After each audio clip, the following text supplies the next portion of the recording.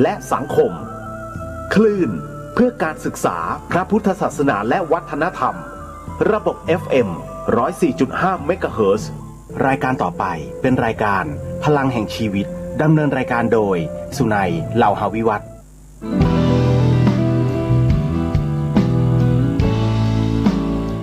ลุกขึ้นมาฉายแสงเถิดชีวิตเป็นเช่นเจ้าสร้าง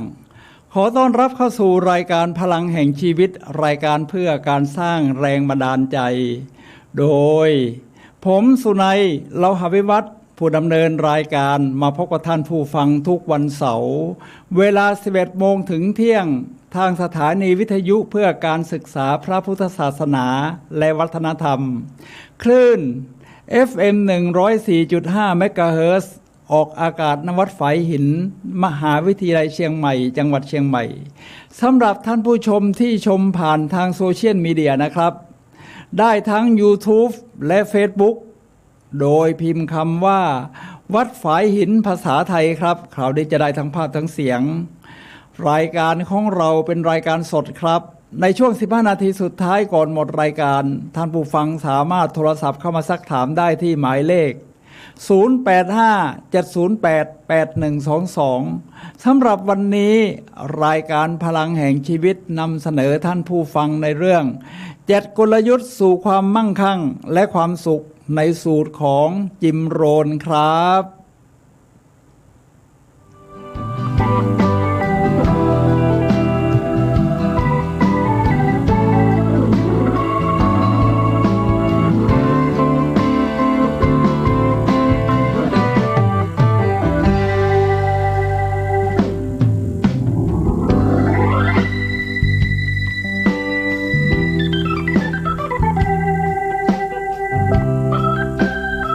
ท่านผู้ฟังครับผมก็ต้องขอแนะนำจิมโรนก่อนครับเพราะเขาเป็นคนเขียนหนังสือเล่มนี้ขึ้น The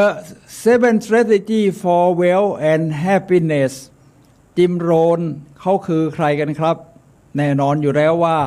เขาคือกูรูนักพูดสร้างแรงบันดาลใจและเป็นนักเขียนด้วยนะครับแต่ส่วนใหญ่ชีวิตของเขาก็จะอยู่บนเวทีแล้วก็บรรยายในรุ่นที่เก่าแก่กว่าแอนโทนีโรบินส์ซึ่งเป็นนักพูดในปัจจุบันที่อยู่ในระดับแนวหน้าของนักสร้างแรงบันดาลใจโดยแอนโทนีโรบินส์เองนะครับก็เคยเป็นลูกศิษย์ของจิมโรนและทำงานให้กับจิมโรนมาก่อนเอาละครับเรารู้คร่าวๆแล้วนะครับในชีวิตของจิมโรนนั้น7 กลยุทธ์สู่ความมั่งคั่งและความสุขนั้นผมดูแล้วนี่ใน7 ข้อของเขาเนี่ยนะครับเอามาเราสามารถที่จะนำมาปรับใช้ในชีวิตได้กันเลยครับท่านผู้ฟังครับเอาละครับมี7 ข้อดังนี้ 1. ปลดปล่อยอำนาจของเป้าหมาย 2. แสวงหาความรู้ 3. เรียนรู้วิธีเปลี่ยนแปลง 4. ควบคุมการเงินของคุณ 5. ควบคุมเวลา 6. แวดล้อมตัวคุณด้วยผู้ชนะ 7. เรียนรู้ศิลปะการดำเนินชีวิตที่ดีครับท่านผู้ฟังครับ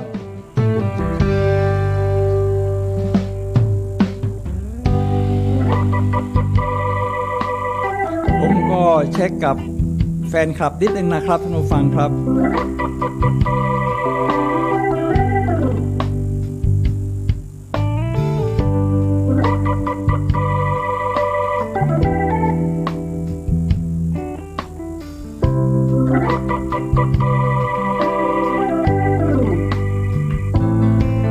ชัดเจนดีมากครับวันนี้เพราะนี่คือห้องส่งใหม่นะซึ่งก็ต้องกราบขอบพระคุณผู้อำนวยการสถานีวิทยุ FM 104.5 เมกะเฮิรตซ์ครับพระครูสมุวิศวัตรครับท่านได้ปรับปรุงจนยอดเยี่ยมไปเลยท่านผู้ฟังครับเราจะมาเริ่มกันที่ข้อที่1คือปลดปล่อยอำนาจของเป้าหมายชีวิตของแต่ละคนเนี่ยต้องมีเป้าหมายนะครับไม่งั้นเราก็จะเหมือนกับท่อนไม้ที่ล่องลอยไปแล้วก็ไม่รู้แล้วแต่น้ำจะพาไปไหนแต่ชีวิตของผู้ที่ยอดเยี่ยมและประสบความสำเร็จเนี่ยไม่ใช่แบบนั้นครับท่านผู้ฟังครับเรารู้ว่าเราเกิดมาเพื่อทำอะไรแล้วเมื่อเรามีเป้าหมายว่าเพื่อจะทำอะไรแล้วเนี่ยนะครับ แต่ละการดำเนินการของท่านแต่ละย่างก้าวที่ท่านทำผู้คนที่ท่านพบเหตุการณ์ที่ท่านอยากไปเผชิญรวมทั้งหนังสือที่ท่านจะเลือกหาอ่านล้วนแล้วแต่จะเป็นสิ่งที่จะมาสนับสนุนให้เป้าหมายของท่านบรรลุความสำเร็จเอาละครับทีนี้เป้าหมายของเราเนี่ยแต่ละคนเนี่ยแน่นอนว่าไม่เหมือนกันบางคนอยากเป็นนักดนตรีบางคนอยากเป็นดีเจแบบผมหรือเป็นวิทยากรสร้างแรงบันดาลใจที่ซึ่งผมก็เป็นอยู่และบางคนอยากเป็นนักเขียนบางคนอยากเป็นหมอบางคนอยากเป็นวิศวกรบางคนอยากเป็นนักกฎหมายมันมีเยอะแยะไปหมดนะครับท่านผู้ฟังครับบางคนอยากเป็นเชฟเมื่อ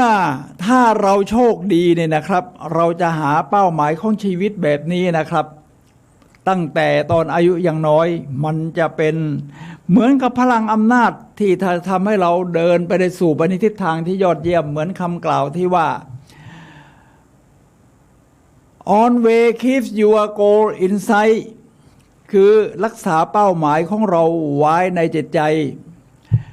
find out your own north star ค้นหาดาวเหนือแท้ของเราให้พบนะครับถึงเราจะเอื้อมดาวเหนือไม่ได้เพราะอยู่อาจจะไกลไปนี่นะครับแต่อย่างน้อยดาวเหนือก็ช่วยให้เราไม่หลงทางแล้วครับทีนี้เรามาดูกันว่าจิมโรนเขากล่าวอะไรไว้บ้างที่น่าสนใจเกี่ยวกับเป้าหมายของชีวิตครับ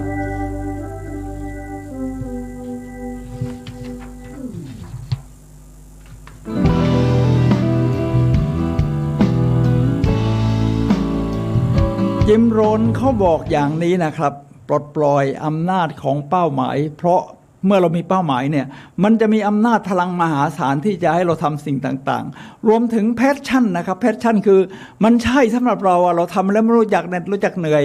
มีอาการเหมือนกับโฟลว์ที่ซิกเซนไม่ไฮซิกเซนไม่ไฮยีได้กล่าวเอาไว้เลยทีเดียวครับทีนี้เป้าหมายสิ่งที่กระตุ้นคนนี่คำพูดของจิมโรนนะครับท่านผู้ฟังครับในบรรดาสิ่งทั้งหมดที่ผมได้เรียนรู้มาตั้งแต่ช่วงต้นของชีวิตนั้นการตั้งเป้าหมายมีผลอย่างลึกซึ้งต่อชีวิตของผมในทุกๆด้านของชีวิตเลยล่ะครับเอาละครับในสไตล์ของจิมโรนนั้นคือก็มีหลายกูรูอยู่แล้วครับกูรูทั้งหลายนี่ต้องพูดถึงเป้าหมายทั้งสิ้นแต่ในสไตล์ของจิมโรนนะครับท่านผู้ฟังครับจิมโรนบอกว่ามีวิธีการตั้งเป้าหมายเป็นสองแบบครับคือเป้าหมายระยะยาวเป้าหมายระยะสั้นจิมโรนบอกว่าเป้าหมายคือสิ่งที่ครอบงำอยู่ในจิตใจไปตลอดชีวิตพัฒนาอยู่เสมอปรับเปลี่ยนอยู่เสมอและเป็นวิชาที่เราต้องทำไปตลอดชีวิตครับเอาละครับเป้าหมายระยะยาวกับระยะสั้นเรามาดูที่เป้าหมายระยะยาวในสไตล์ของจิมโรนก่อนครับบอกว่าฉันต้องการอะไรภายใน 1-10 ปีนี้เขามีคำถามอย่างนี้นะเพื่อเป็นการเริ่มต้นจงพิจารณาคำถาม6ข้อต่อไปนี้ครับ 1. ฉันต้องการทำอะไรพอท่านผู้ฟังก็คิดไปด้วยที่ว่าฉันต้องการทำอะไรทำแล้วรู้สึกมันมีความสุขนะ 2. ฉันต้องการเป็นอะไรคือทำแล้วเนี่ยคืออยากเป็นอะไรเช่นเป็นผู้ที่เชื่อมั่นในตัวเองเป็นผู้ที่เป็นแสงสว่างอะไรทำนองนี้นะครับและ 3. ฉันต้องการเห็นอะไรคือเห็นภาพของตัวเองน่ะเห็นภาพสิ่งที่จะเช่นบ้านที่เราจะอยู่อาศัยอะไรทำนองนี้นะครับและ4. ฉันต้องมีอะไรบ้างเช่นถ้าท่านเป็นนักวิ่งอาจจะเป็นส่วนหนึ่งของเป้าหมายที่ชีวิตของท่านนะครับผมสมมุติเพราะว่าผมเป็นนักวิ่งเราก็ต้องมีนาฬิกาเรียกว่า Smart Watch นาฬิกานี้นี่นะครับมันคือที่ยี่ห้อดังๆเขาก็มีนะเรือนหนึ่งเป็นหมื่นๆเลยล่ะแต่นี่ยี่ห้อนี่เซี่ยมี่ของจีนแค่ 2,000 บาทได้ทั้งจับเวลาที่เราวิ่งอัตราการเต้นของหัวใจซึ่งสำคัญมากแบ่งเป็น5โซน1 2 3 4 5ก็สูงสุดระยะเวลาที่วิ่งช่วงของย่างก้าวอะไรทำนองนี้นะครับข้อที่6ฉันต้องการไปไหนผมว่าสำคัญนะ เป้าหมายชีวิตของผมอย่างหนึ่งคือการเดินทางรอบโลกนะฉันต้องการไปไหนก็เป็นไปสถานที่สำคัญที่มันสร้างแรงบันดาลใจเช่นพีระมิดกิซ่าปูชนียสถานสำคัญ4 แห่งในพุทธศาสนาอะไรทำนองนี้และ 6. ฉันอยากแบ่งปันอะไร ผมเป็นวิทยากรด้านการสร้างแรงบันดาลใจผมก็อยากจะแบ่งปันพลังนะครับว่าให้ท่านไปสร้างพลังขึ้นมาเองโดยผมแค่ชี้แนวทางแต่สิ่งอื่นๆท่านต้องทำเองนะอะไรทำนองนี้นะครับท่านผู้ฟังครับทีนี้การตั้งเป้าหมายเป็นกระบวนการที่ต้องทำอย่างต่อเนื่องและเป็นกระบวนการที่ต้องทำไปตลอดชีวิตนะครับท่านผู้ฟังครับมาถึงเป้าหมายระยะสั้นล่ะครับท่านผู้ฟังครับเหมือนกับตันเรือกำหนดเส้นทางระยะยาวเพื่อมุ่งไปสู่จุดหมายปลายทางแต่กระนั้นในระหว่างทางก็มีสถานที่ของการมาถึงระยะสั้นมากมายซึ่งต้องมาถึงเพื่อการเดินทางที่ประสบความสำเร็จเช่นเดียวกับการเดินทางโดยเรือทางทะเลเป้าหมายระยะสั้นต้องสัมพันธ์กับการบรรลุเป้าหมายระยะยาวคือหมายความว่าในระยะยาวคุณต้องการไปตรงนู้นแต่ในช่วงของระยะสั้นนี่มันจะมีสิ่งที่คุณพบเห็นไปตลอดทางเขาเรียกว่าความสุขระหว่างทางนะครับท่านผู้ฟังครับเอาละครับเป้าหมายการทำให้เป้าหมายทำงานเช่นการจับมือของคุณพฤติกรรมการแต่งกายของคุณระดับเสียงวิธีที่คุณรู้สึกทั้งหมดจะเปลี่ยนแปลงไปทันทีที่คุณมีเป้าหมายนะครับท่านผู้ฟังครับนั่นเป็นเพราะว่าเมื่อเป้าหมายของคุณมีความสำคัญทุกอย่างที่คุณทำจะกลายเป็นสิ่งที่สัมพันธ์กับเป้าหมายนั้นๆครับท่านผู้ฟังครับเช่นเราต้องการปรับบุคลิกภาพให้คนมีความเชื่อมั่นในตัวเองวิธีการยืนคุณก็ต้องยืนตัวตรงไม่หลังงุ้มคุณก็ต้องแงนหน้ามองตรงหรือเชิดขึ้นเล็กน้อยเพื่อมองดูสิ่งที่อยู่เบื้องสูงท้องฟ้าวิธีการจับมือคุณก็ยื่นมือไปแล้วจับด้วยความมั่นใจพร้อมทั้งยิ้มสบตาวิธีการแบบนี้แหละครับจะทำให้เป็นการสะท้อนของสิ่งที่เป็นเป้าหมายของเราครับท่านผู้ฟังครับ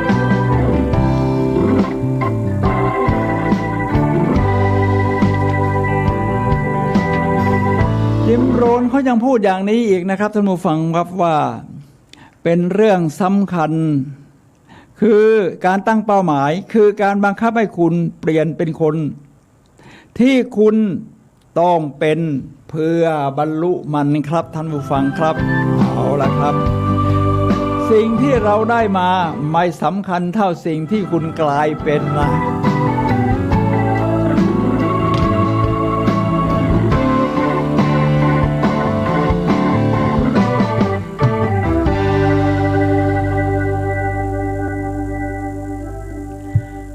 มาถึงข้อที่2ครับท่านผู้ฟังครับ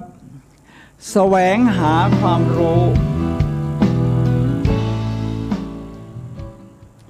ท่านผู้ฟังครับความรู้เนี่ยในโลกนี้มันมีมหาศาลเลยแล้วก็เป็นสิ่งที่ท่านจะต้องแสวงหาตลอดชีวิตนะครับไม่ใช่ว่าฉันเรียนจบจากมหาวิทยาลัยแล้วจบป.ตรีหรือพ.โตหรืออะไรก็ตามแต่หรือผมไม่ได้กระทั่งป.เอกพอแล้วไม่ต้องเรียนแล้วไม่ใช่ครับโลกมันเปลี่ยนไปตลอดเวลาทุกวันยิ่งอยู่ในยุคของโซเชียลมีเดียในยุคของอินเทอร์เน็ตเนี่ยนะครับท่านผู้ฟังครับ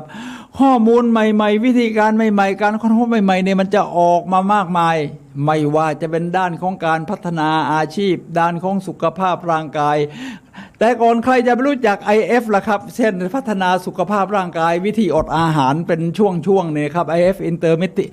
intermittent fasting เนี่ยสมัยก่อนคนก็ไม่รู้จักแต่เมื่อมีการศึกษากันมากขึ้นนี่ก็ทำให้คนรู้ว่าวันหนึ่งเรากินอาหารไม่เกิน6 ชั่วโมง 8 ชั่วโมงรวมแล้วที่เหลือไม่ต้องกินอะไรทำให้ร่างกายเนี่ยยิ่งสร้างภูมิได้ดีขึ้นเอาละครับนี่คือเรื่องของการแสวงหาความรู้นะครับท่านผู้ฟังครับทางสู่ความฉลาดจิมโรนเขาพูดไว้อย่างนี้ครับท่านผู้ฟังครับว่าถ้าคุณปรารถนาความสำเร็จจงศึกษาความสำเร็จถ้าคุณปรารถนาที่จะมีความสุข จงศึกษาความสุขถ้าคุณต้องการหาเงินจงศึกษาการได้มาซึ่งความมั่งคั่งคนซึ่งบรรลุสิ่งต่างๆเหล่านี้ไม่ได้มันมาด้วยความบังเอิญหรอกครับมันเป็นเรื่องของการศึกษาเป็นลำดับแรกและการฝึกฝนเป็นลำดับต่อมานะครับท่านผู้ฟังครับเขาเรียกว่าใจที่เปิดกว้างสามารถรองรับจักรวาลไม่ได้ทั้งหมดอย่าเป็นคนคับแคบทางความคิดว่าเหมือนกับน้ำชาล้นถ้วยฉันใครมาเติมให้ฉันก็ไม่เอาแล้วทีนี้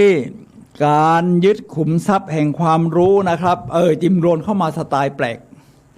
วิธีที่เราจะยึดขุมทรัพย์แห่งความรู้เนี่ยเขามีอยู่3อย่างฟังดูแล้วแปลกมาก1มือถือหรือกล้องถ่ายรูปสมัยก่อนนี่ตอนจิมโรนนี่เขาเพิ่งพัฒนาเขามีกล้องถ่ายรูปดิจิตอลแล้วล่ะแต่มือถือคิดว่ายังไม่ทันสมัยเท่ายุคนี้แต่ยุคนี้ไม่ต้องกลัวครับท่านผู้ฟังครับแน่นอนอยู่แล้วว่าเมื่อเราใช้มือถือนี่นะครับท่านผู้ฟังครับเราใช้มือถือนี่มันถ่ายรูปได้แน่นอนทำไมต้องใช้มือถือในการถ่ายรูปแล้วทำไมต้องใช้กล้องจิมโรนเขาบอกอย่างนี้ครับว่าตอนที่เขาไปบรรยายที่ไต้หวันมีคนฟังอยู่ 1,000 คนแล้วทุกคนนี่นะครับก็มีกล้องถ่ายรูปมาบันทึกเหตุการณ์ที่เรียกว่าเหตุการณ์ประทับใจความรู้ที่ได้ในแต่ละชั่วขณะ The moment of brilliance ประมาณนั้นนะครับท่านผู้ฟังครับแล้วคน1,000 คนนี่มีกล้องถ่ายรูปรวมทั้งหมดกี่กล้อง 1,000 กล้องครับที่ไต้หวันก็ถ่ายกันใหญ่ในถ่ายตอนจิมโรนบรรยายออกกับบันทึกเวลาฉายจอสไลด์ที่เป็นข้อความสำคัญหรือรูปภาพที่เขาจะไปขยายความต่อยอดศึกษาต่อเขาก็ถ่ายรูปไว้ฉะนั้นเรามายุคที่ได้เปรียบ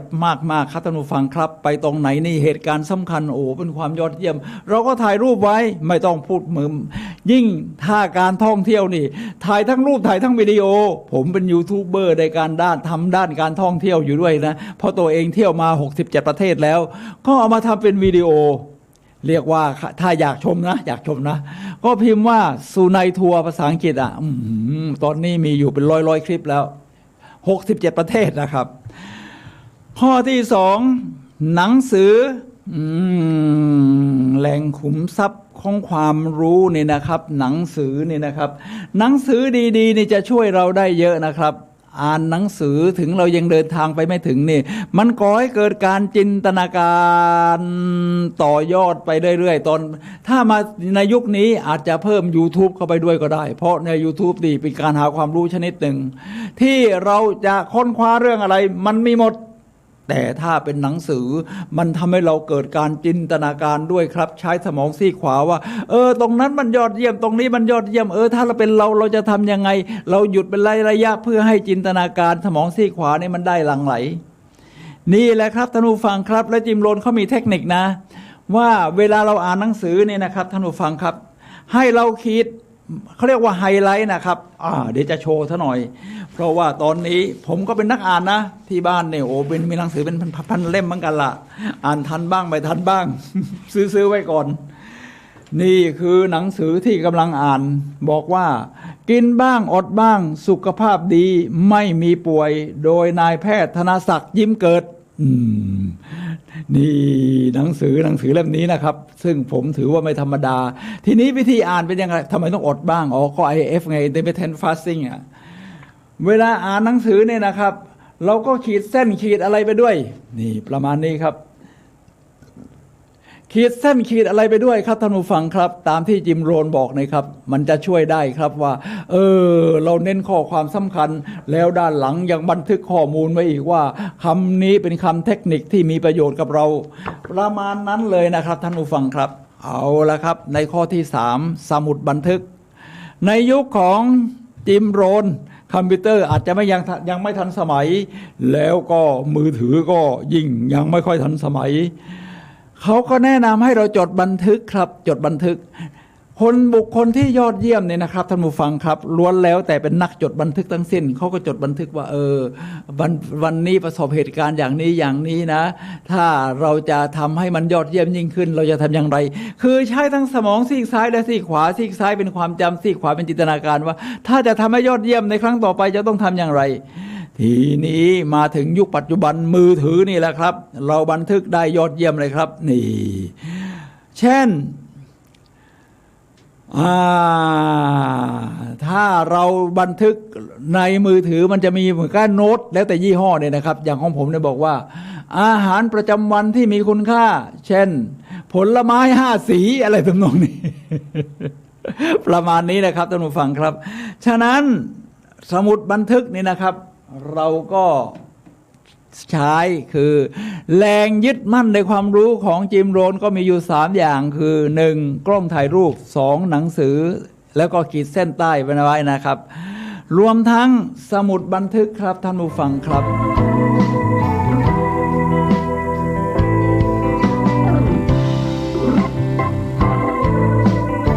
จิมโรนบอกว่าตอนนี้เราอยู่ในหัวข้อที่2นะครับเรียนรู้ตลอดชีวิตนี่คือวิธีได้มาซึ่งความฉลาดมี2วิธีที่จะรวบรวมความฉลาดนะ1การเรียนรู้จากชีวิตของคุณเอง2การศึกษาจากชีวิตของคนอื่นวิธีแรกนี่มันก็ต้องโหดหน่อยครับเพราะเราไม่ได้รู้ไปทุกอย่างเราก็ต้องมีประสบการณ์ทั้งที่ดีและไม่ดีประสบการณ์ที่ดีทำให้ฉันเข้มแข็งประสบการณ์ที่ไม่ดีทำให้ฉันเข้มแข็งยิ่งขึ้นนี่นะครับท่านผู้ฟังครับทีนี้เราก็มาทำปรับผิดปรับถูกไปอย่างนี้เรื่อยๆแต่เมื่อเราอ่านหนังสือหาความรู้จากผู้ที่ยอดเยี่ยมถึงตอนนั้นกลายเป็นข้อที่2คือศึกษาจากชีวิตของคนอื่นเหมือนกับนี่ผมอ่านของหมอธนศักดิ์ยิ้มเกิดนี่นะครับซึ่งท่านก็ลองผิดลองถูกมาหลายวิธีแต่ท่านเป็นหมอเนี่ยลองถูกที่เป็นส่วนใหญ่แต่ว่าเดี๋ยวนี้นี่พัฒนาการมันก็ผ่านไปเยอะท่านก็มาเขียนว่ากินบ้างอดบ้างทำให้สุขภาพดีประมาณนี้นะครับนี่คือการเรียนรู้ครับแล้วการเรียนรู้ของคนอื่นมีจากคนอื่นมี3วิธีครับจิมโรนเขาบอกว่าหนังสือนี่ที่ยกตัวอย่างหนังสือนี่นะครับแล้วก็สมัยจิมโรนก็เป็นเทปสมัยนี้ก็ MP3 เพียบบอดแคสต์รวมทั้งแน่นอน YouTube นี่ง่ายที่สุดครับเห็นทั้งภาพทั้งเสียง2การฟังสนทนาพูดคุยนี่นะครับได้ประโยชน์มาก3จากการสังเกตนี่เป็นหลักของศาสนาพุทธเลยนะครับ observe คอยสังเกตนะครับท่านผู้ฟังครับ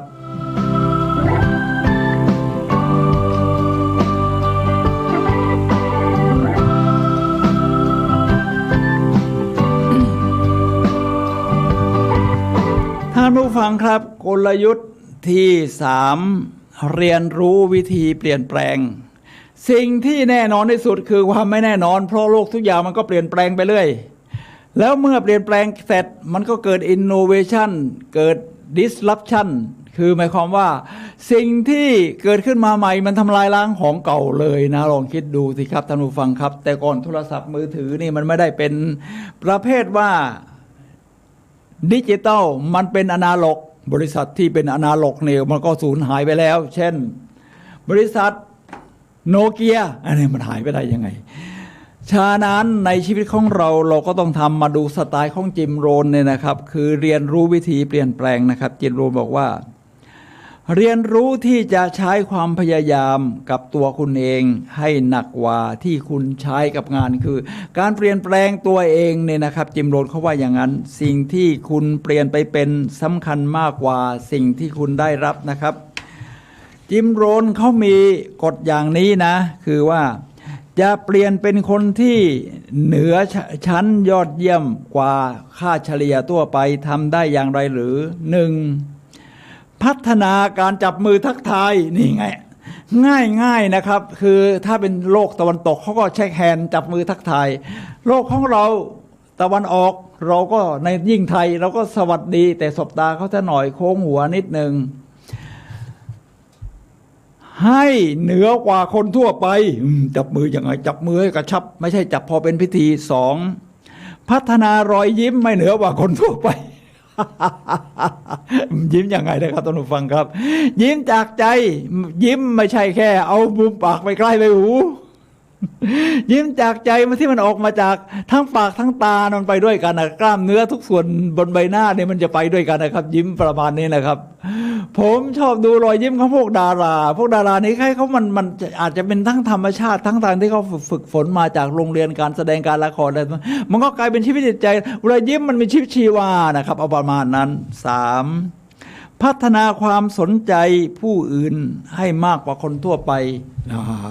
การที่เขาจะรู้สึกว่าเป็นคนสำคัญสำหรับคุณเนี่ยนะครับเพราะคุณสนใจเขาให้ความสนใจในสิ่งที่เขาคุยและคอยฟังสนใจว่าเขาเป็นยังไงมีพฤติกรรมยังไงข้อที่ 4 พัฒนาความตั้งใจและแรงกล้าที่จะเอาชนะให้มากกว่าคนทั่วไปคือเอาชนะหมายความว่าเอาชนะตัวเองนะไม่ต้องไปแข่งกับใคร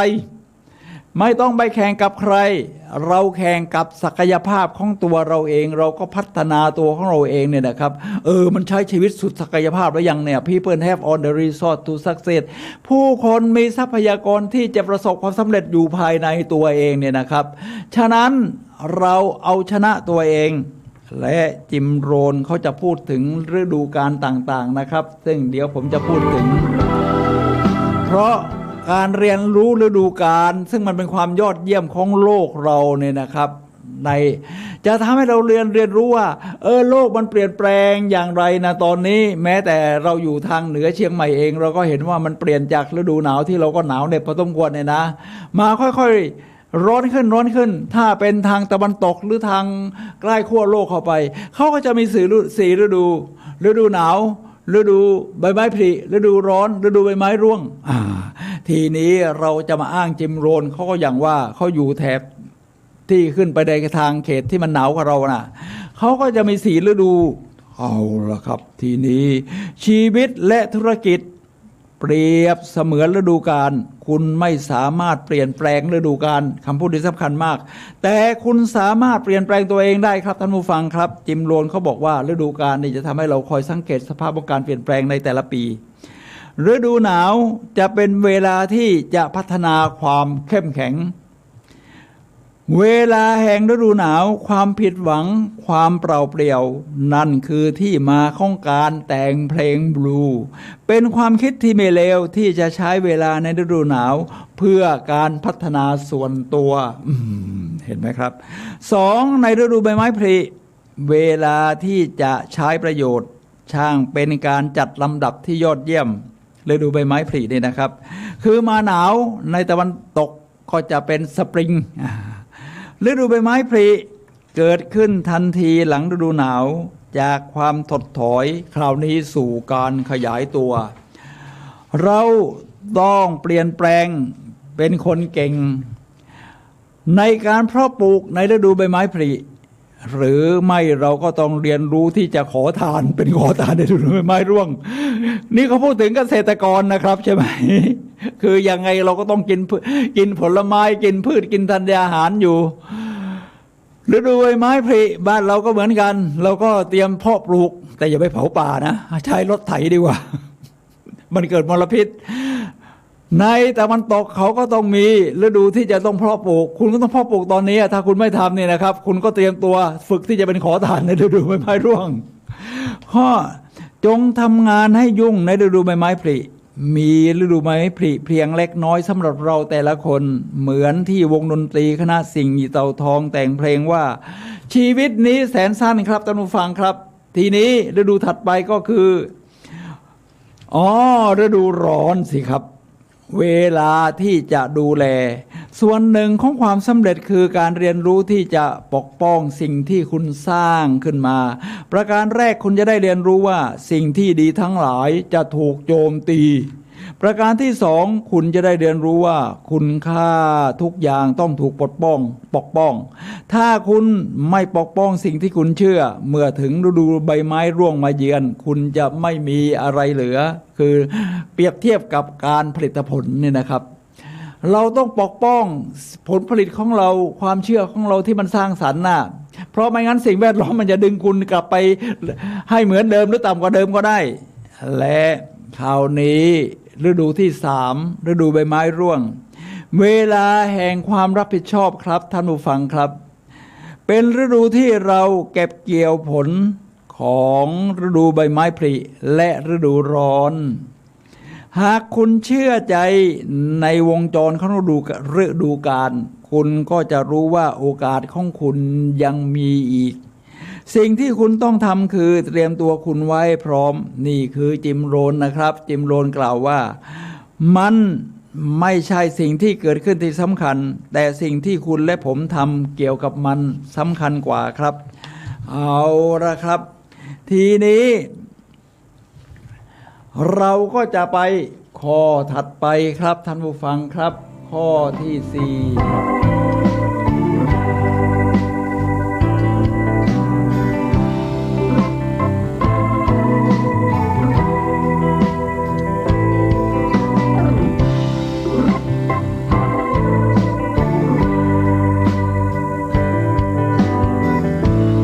ขอพูดถึงโรเบิร์ตชูเลอร์นิดนึงเพราะเขาเป็นคนดังอยู่เหมือนกันนะครับ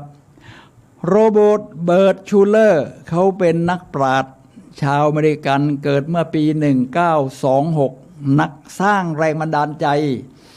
และเชื่อว่าการขาดความนับถือตัวเองเป็นบาปของมนุษย์กล่าวถึงวินัยว่าทีละน้อยทีละน้อยทุกอย่างจะเป็นเรื่องง่ายนั่นคือการเรียนรู้วิธีที่จะเปลี่ยนแปลงนะครับท่านผู้ฟังครับและท่านผู้ฟังครับขณะนี้ท่านกำลังรับฟังรายการพลังแห่งชีวิตรายการเพื่อการสร้างแรงบันดาลใจ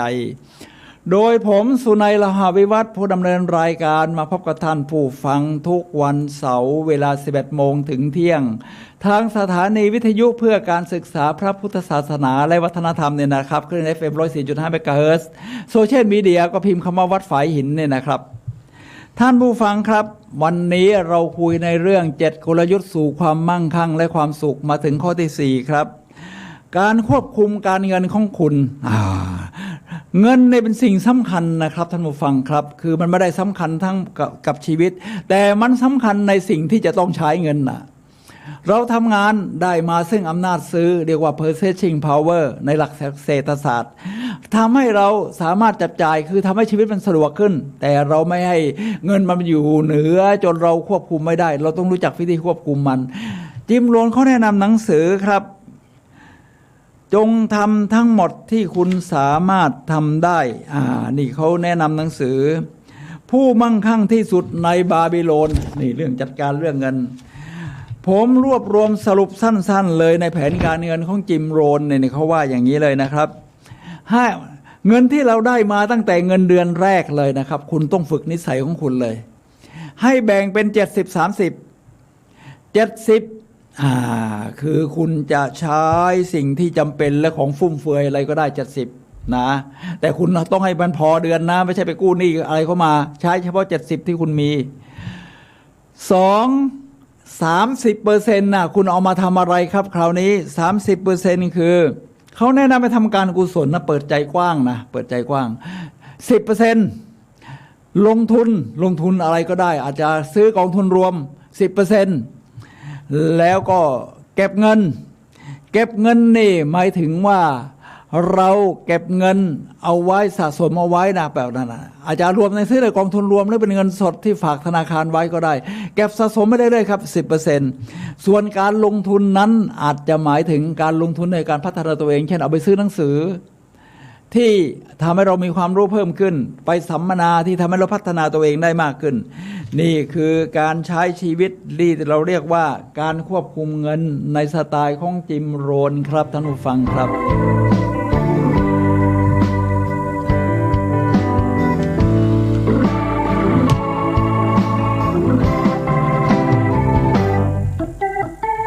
ทีนี้มาถึงข้อที่5ควบคุมเวลานี่คือมันมีทุกคนมีเท่ากันแหละครับไม่ใช่ว่าคนที่รวยกว่าเก่งกว่าฉลาดกว่าจะมีเวลามากกว่าคนที่ไม่ค่อยเก่งแต่มันเป็นเรื่องของการใช้เวลาครับท่านผู้ฟังครับการใช้เวลานี่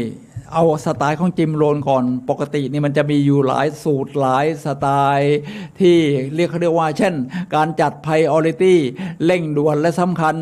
เร่งด่วนและไม่สำคัญแต่ไม่เร่งด่วน ทั้งไม่เร่งด่วนทั้งไม่สำคัญนี่ที่เราศึกษากันในตำราธุรกิจทั้งหลายเนี่ยนะครับซึ่งเขาจะให้น้ำหนักกับสิ่งที่ไม่เร่งด่วนแต่สำคัญเช่นพัฒนาตัวเองเป็นต้นทีนี้มาดูในสไตล์ของจิมโรนครับเวลาคือวัตถุดิบอันยากจะอธิบายด้วยเวลาทุกอย่างเป็นไปได้หากปราศจากเวลาแล้วก็ไม่มีอะไรเลยเวลาที่จัดมาให้คือสิ่งมหัศจรรย์ที่เกิดขึ้นเป็นประจำทุกวันอย่างแท้จริงคือเรื่องราวที่น่าประหลาดใจอย่างแท้จริงเมื่อคนเราตระหนักถึงมันตื่นเช้าขึ้นมาคุณก็ได้เวลามาแล้วจริงไหมครับนี่ตอนนี้ยังไม่เที่ยงก็ใกล้เที่ยงแล้วนะครับเราใช้ชีวิตไปอย่างไรแล้วเวลาที่เหลือไปตลอดวันนี้เราจะใช้ชีวิตอย่างไรให้มันมีความสร้างสรรค์นะเป็นความยอดเยี่ยมเกิดโมเมนต์ออฟบริลเลียนขึ้นมานะชั่วขณะแห่งความมหัศจรรย์จิมโรนเขาเน้นเรื่องทัศนคติที่ดีต่อการใช้เวลาครับเขาแบ่งคนออกเป็น4ประเภทเช่นจิตใจของคนเร่ร่อนพวกนี้ไม่ให้ความสำคัญกับเวลานะ2ผู้จัดการเวลา9 โมงถึง9 โมงเช้าถึง5 โมงเย็นในพวกทำงานรูทีนทั้งหลาย3คนบ้างานถึง5 โมงเย็นแล้วก็ยังไม่ยอมกลับบ้านทำงานต่อจนดึกดื่น4ผู้จัดการที่รู้แจ้งเห็นจริงในเรื่องของเวลาคือผู้จัดการที่จัดสรรเวลาสำหรับทุกด้านในชีวิตครับเขาจัดสรรแม้แต่เวลาสำหรับการปล่อยให้จิตใจล่องลอยนี่คนที่ยอดเยี่ยมก็ต้องเป็นแบบนี้นะครับแล้วทีนี้การคือบนกระดาษนี่นะครับให้ทำ4 วิธีหนึ่งการบันทึก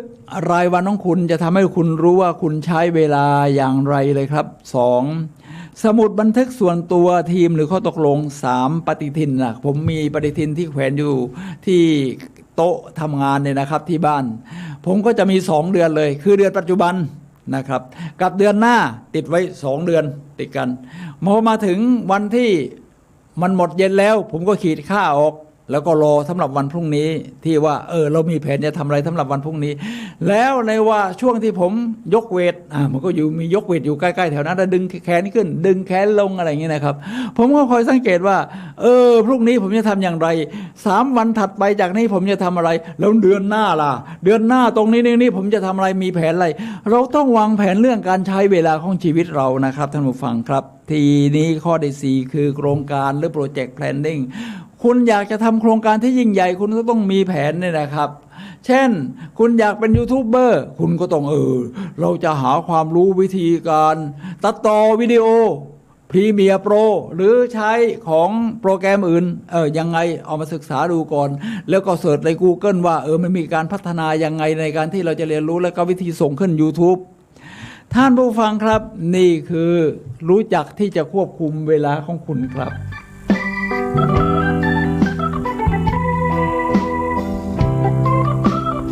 ข้อที่6นี่สำคัญมากๆครับท่านผู้ฟังครับแวดล้อมตัวคุณด้วยผู้ชนะ แวดล้อมตัวคุณด้วยผู้ชนะครับท่านผู้ฟังครับคุณนี่จะเหมือนนิสัยนี่จะคล้ายๆคนใกล้ชิดคุณนะครับคุณคบคนแบบไหนคุณก็จะกลายคนแบบนั้นเพื่อมันเกิดประนีประนอมใช่ไหมครับคุณเป็นของตัวเองจ๋าแล้วคุณไปคบคนอีกประเภทหนึ่งดีถ้าคุณไม่ปรับไปตัวคุณก็ต้องฉากจากกันไปทีนี้คุณพร้อมที่จะต้องฉากแล้วนะครับเดี๋ยวจิมโรนก็จะสอนต้องแวดล้อมด้วยผู้ชนะครับท่านผู้ฟังครับที่เขามีจิตวิญญาณของผู้ชนะทำไมต้องเป็นอย่างนั้นจิมโรนเขาว่าอย่างนี้กฎของการคบหาสมาคมคนที่คุณยอมให้เข้ามาในชีวิตของคุณเคยคิดเกี่ยวกับเรื่องที่ว่าคนอื่นหล่อหลอมชีวิตของคุณได้อย่างไรหรือเปล่าแล้วจิมโรนเขาก็บอกว่าอย่าประเมินอิทธิพลต่ำเกินไปจริงไหมครับคืออิทธิพลหมายถึงคนที่แวดล้อมคุณนะคนที่แวดล้อมคุณเนี่ยเพื่อให้มันอยู่กันได้คุณก็ต้องประนีประนอมอย่างที่ผมพูดไปแล้วนี่ใช่ไหมครับฉะนั้นมันจะค่อยๆดึงอยู่ที่ว่าพลังใครจะแข็งกว่าถ้าเขาเชื่อเรื่องผิดมาอย่างฝังแน่นเนี่ยโอ้โหนี่คุณจะถูกดึงอย่างแรงเลยครับเพื่อที่จะหลีกเลี่ยงการเสียเวลานะครับไปกับคนที่ไม่เหมาะสมคุณจำเป็นต้องถามตัวคุณเองด้วยคำถามเบื้องต้น3 ข้อต่อไปนี้ครับท่านผู้ฟังครับ 1. ฉันใช้เวลากับใคร 2. พวกเขากำลังทำอะไรกับฉัน 3. การคบหาสมาคมนี้ดีกับฉันหรือไม่โอ้โหผมว่ามันลึกซึ้งมากครับท่านผู้ฟังครับและอย่าละเลยคำถามเหล่านี้ตรวจสอบเวลาที่คุณใช้ไปกับการคบหาสมาคมส่วนใหญ่แต่ละครั้งของคุณว่ามันเป็นเชิงบวกและสร้างสรรค์หรือมันเป็นเชิงลบหรือทำลายตรงนี้สำคัญนะครับท่านผู้ฟังครับรวมทั้งสมาชิกที่คบหากันแบบนะห่างๆรวมทั้งคนใกล้ชิดโดยเฉพาะคนในครอบครัวนี่สำคัญมากครับท่านผู้ฟังครับอย่าดูแคลนอิทธิพลต่ำเกินไปไม่แน่ใจหรือจิมโรนเขาว่าถ้าเช่นนั้นให้คิดถึงคำถามเหล่านี้ 1. พวกเขาเป็นเหตุให้คุณทำอะไร 2. พวกเขาเป็นเหตุให้คุณฟังอะไร 3. พวกเขาเป็นเหตุให้คุณอ่านอะไร 4. พวกเขาเป็นเหตุให้คุณไปที่ไหน 5. พวกเขาเป็นเหตุให้คุณคิดอะไร 6. พวกเขาเป็นเหตุให้คุณคิดอะไรเนี่ยคิดแบบสร้างสรรค์หรือคิดในดึงในเรื่องลบมาตลอดเวลา ข้อที่ 7พวกเขาทำให้คุณรู้สึกอย่างไรรู้สึกเนี่ยมันก็มีเวทนาในหลักศาสนาพุทธของเราเนี่ยครับมีรู้สึกสุขอิ่มเอิบใจหดหู่ท้อถอยข้อที่ 8พวกเขาเป็นเหตุให้คุณพูดอะไรคราวนี้สัมมาวายามะแหละครับสัมมาวาจาเนี่ยแหละครับท่านผู้ฟังครับคำถามสุดท้ายการคบหาสมาคมในปัจจุบันของฉันช่วยฉันพัฒนาไปในทิศทางที่ฉันเลือกหรือไม่และถ้าคุณไม่แน่ใจถ้าฉะนั้นแล้วมันถึงเวลาที่คุณจะประเมินความสัมพันธ์นะครับของคุณกับผู้เล่นที่สำคัญบางคนในชีวิตเลยล่ะครับท่านผู้ฟังครับจิมโรนว่าอย่างนั้นเลยล่ะ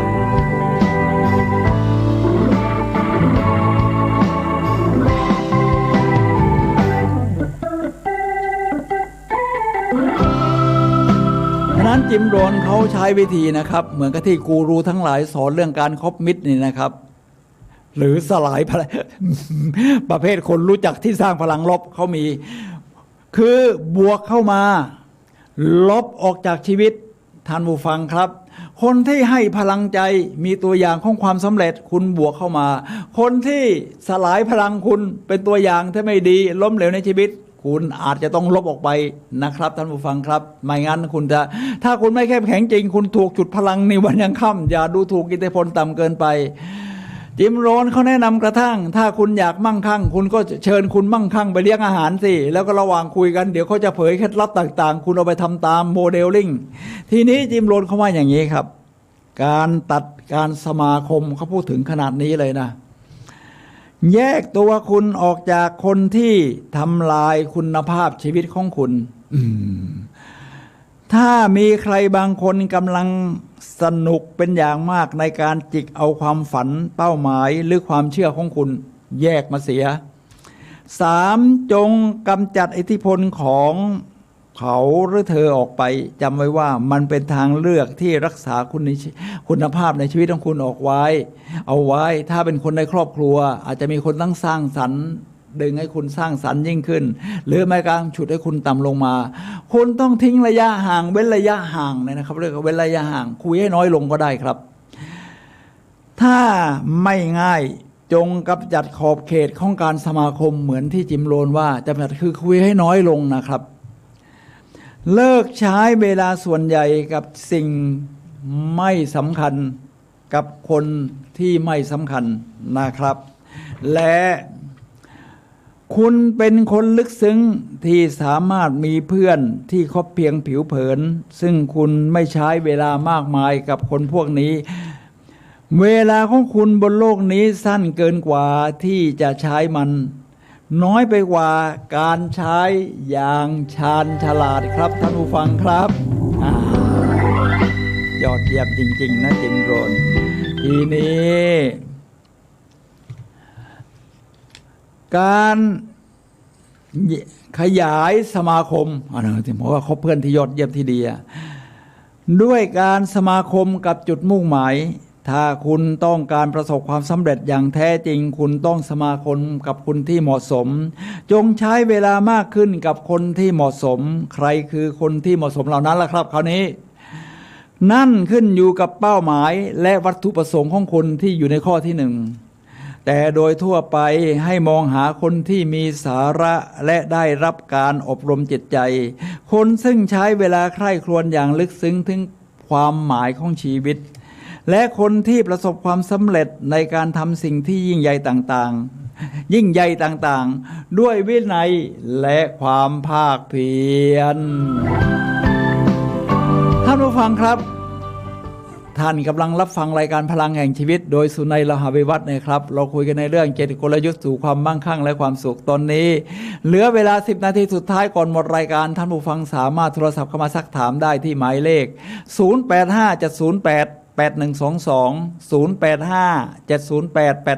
0857088122ครับ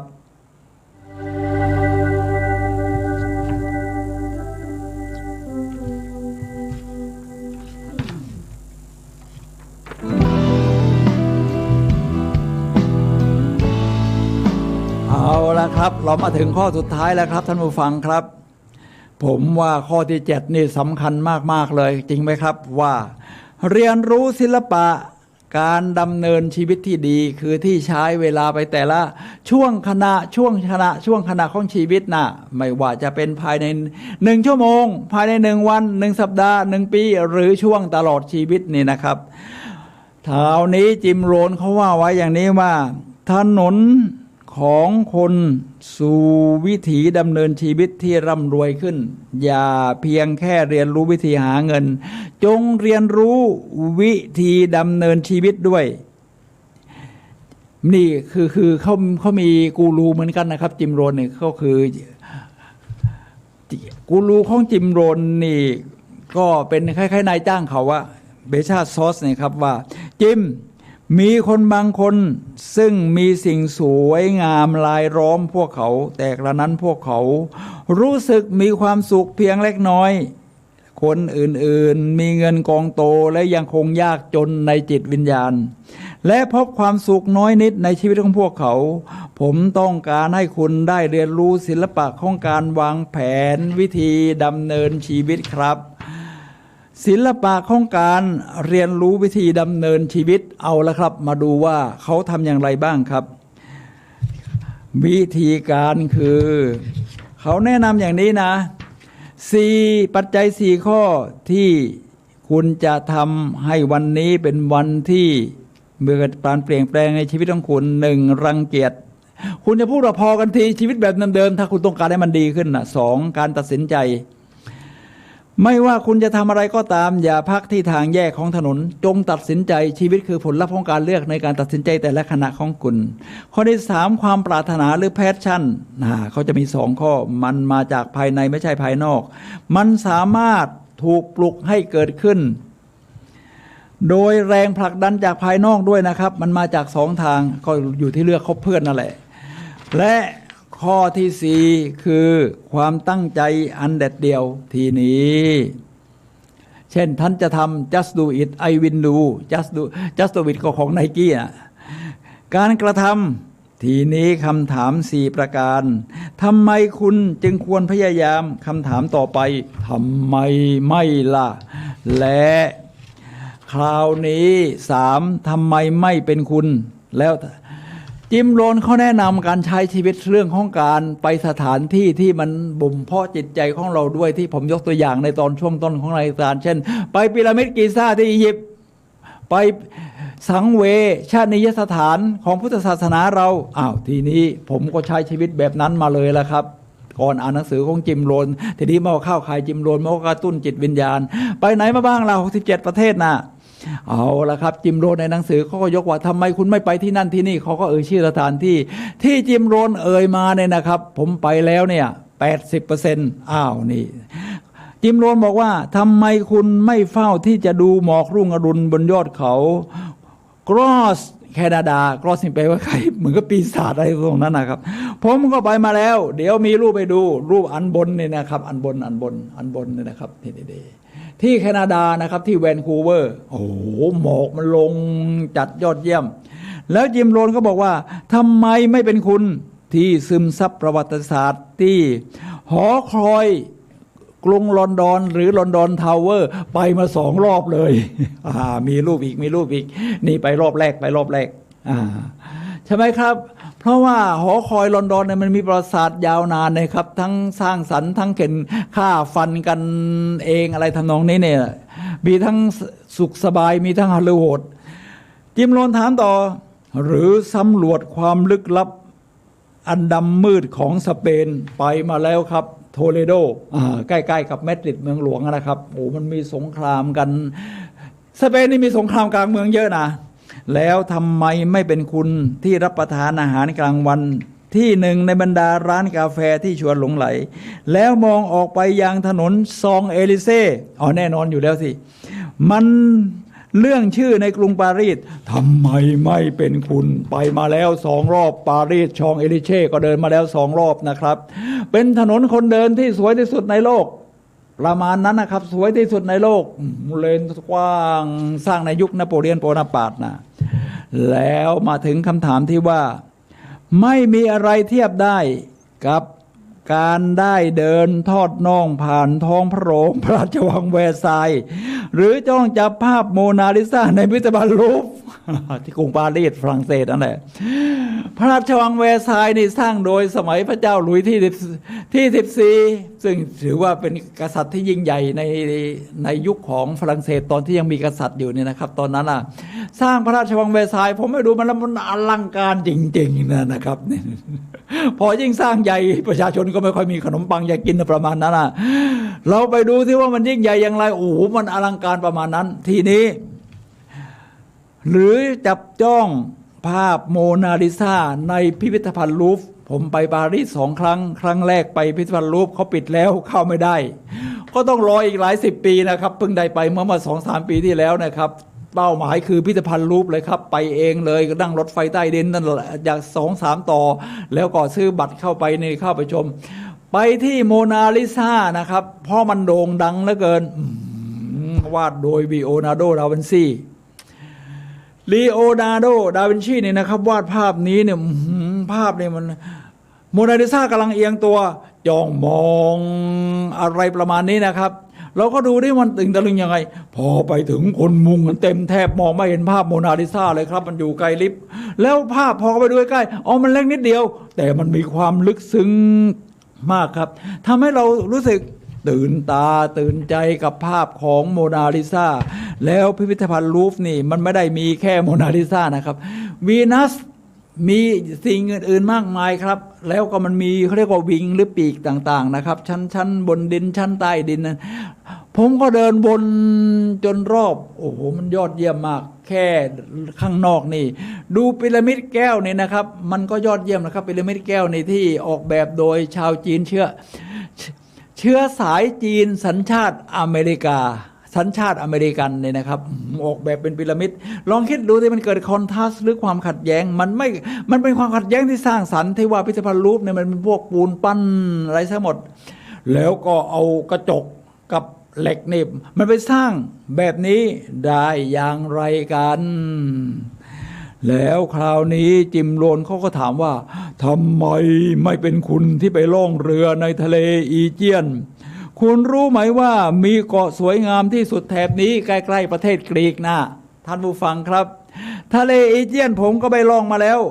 นี่ให้ดูทะเลอีเจียนนะครับผมนั่งเรือไปโอ้โหเห็นเกาะต่างๆกรีกนี่มีความยอดเยี่ยมในเรื่องของทางเดินเรือเรียกว่ายุคทันสมัยที่เริ่มต้นขึ้นในประเทศกรีกนั่นแหละก่อนที่จะไปที่โรมันทีนี้ไม่ใช่แค่กรีกผมยังไปกรุงทรอยเป็นเมืองที่อยู่ในตุรกีปัจจุบันนะครับที่เอเชียไมเนอร์ตรงนั้นก็เรียกว่าทะเลอีเจียนเพราะมันคาบเกี่ยวระหว่างกรีกกับตุรกีสมัยก่อนเนี่ยครับสงครามกรุงทรอยมันยิ่งใหญ่มากเดินทางกันระหว่างทะเลอีเจียนเนี่ยนะครับสงครามกรุงทรอยลบกันเป็น7-8 ปีนะครับ กว่าจะตีกรุงทรอยแตกเนี่ยนะครับก็โดยม้าไม้ที่เราดูในหนังภาพยนตร์นะครับเอาม้าไม้ซ่อนทหารไปแล้วก็ส่งเข้าไปในเมืองกลางคืนเปิดออกมา แล้วก็ถล่มกรุงทรอยได้ ผมไปดูกรุงทรอยเนี่ยโอ้มันยอดเยี่ยมนะครับกำแพงนี่หนามาก แต่ว่าเขาเรียกว่าป้อมค่ายปราการที่แน่นหนาถูกตีแตกจากภายในโดยม้าไม้นี่แหละครับท่านผู้ฟังครับทีนี้ทำไมไม่เป็นคุณที่ไปเดินซื้อของอยู่บนถนนสายที่5ที่กรุงนิวยอร์กที่เรียกว่า Fifth Avenue นะไปมาแล้วแน่นอนอยู่แล้วนี่นะครับ Fifth Avenue ครับท่านผู้ฟังครับ Fifth Avenue โอ้โหห้างดังแบรนด์เครื่องสำอางกระเป๋ากุชชี่ลุยส์วิสตองมันมีทุกอย่างไปเดินมาแล้วแต่ผมรู้วิธีใช้เงินผมไม่ซื้อไอ้ของพันนั้นหรอกนี่แหละครับท่านผู้ฟังครับนี่คือเคล็ดลับ7ข้อสู่ความมั่งคั่งและความสุขครับเอาละครับผมก็จะนำมาปรับใช้กับชีวิตท่านผู้ฟังก็เอาไปย้อมใจพัฒนาตัวเองได้นี่คือช่วงสุดท้ายของรายการผมสุนัย ละหวิวัฒน์และรายการพลังแห่งชีวิตขอลาท่านผู้ฟังไปก่อนพบกันใหม่วันเสาร์หน้าเวลา 11 โมงถึงเที่ยงทางคลื่น FM 104.5 เมกะเฮิรตซ์ครับ